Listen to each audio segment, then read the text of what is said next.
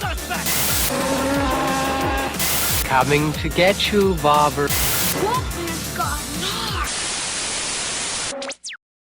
Hi guys, my name's Barry and welcome back to the channel. We've got some massive news for the Texas Chainsaw Massacre sequel that's coming out to Netflix. Not only do we have a few images, we've got a release date and we've got quite an interesting plot. Now, as we know, this movie's coming out on Netflix. That could be unfortunate for some or fortunate for others, depending on if you like to go to the cinema or not. But the fact that it was sent to Netflix, it didn't really set anyone with confidence, because we heard that the movie was getting bad reviews at its test screening. Nobody was liking it. Even the directors were pulling out. New directors were coming in.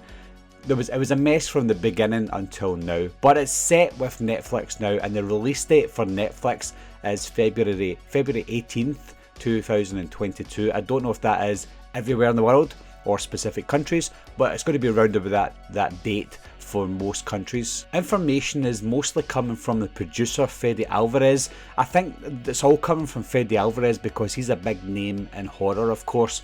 So fans are willing to listen to him because anything that he's attached to could be good. Now, I'm not saying that this new Leatherface Texas Chainsaw Massacre movie is going to be bad. The chances are it's not going to be great, but with him being attached, a lot of people will come and see it anyway, whether it's going to be bad or good.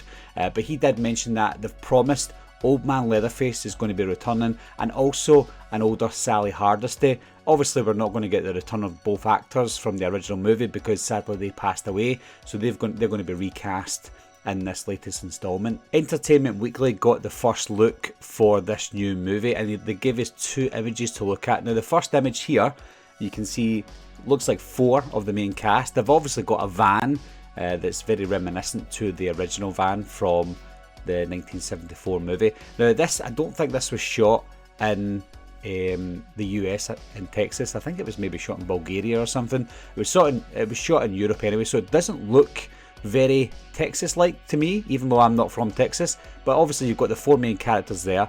Now, the one that interests me the most is the girl at the front, Sarah Yarkin. She was from Happy Death Day to You.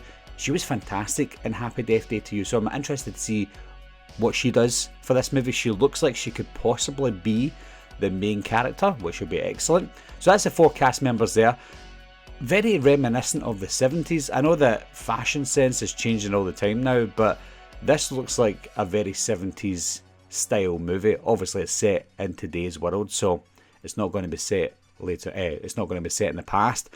So that's the first image. Now, obviously the next one is going to be the most exciting one, and that is a picture of the back of Leatherface.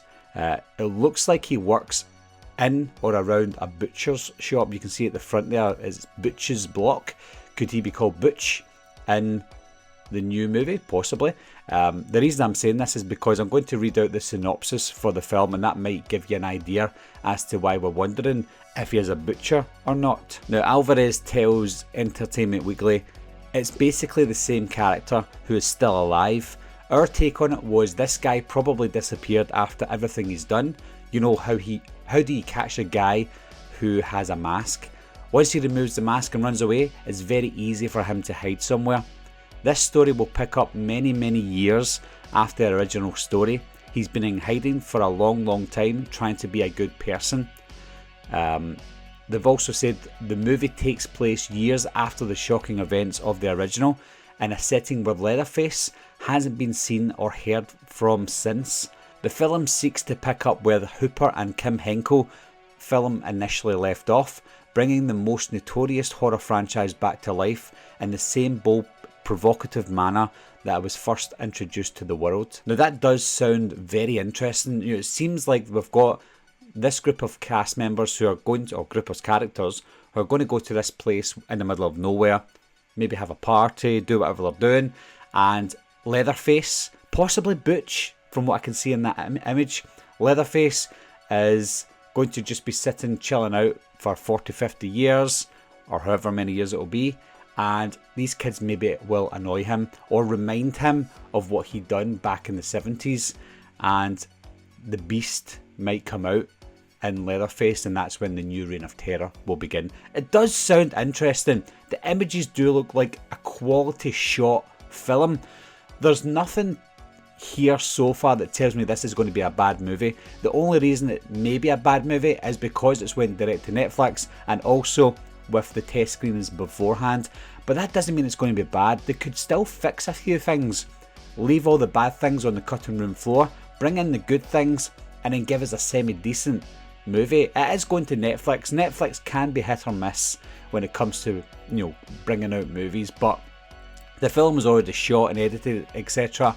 before Netflix took over. Maybe Netflix will polish it up. I don't know, but never say never. We've had very many bad movies in the Leatherface franchise.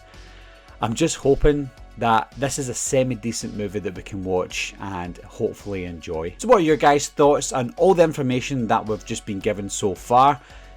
Do you think it looks good? Do you think it looks bad? Obviously when we get a trailer we'll have more of an understanding or an idea of where we're going with this movie. But as always guys, leave your comments down below. Let me know what you think so far, and I'll talk to you soon. Bye bye.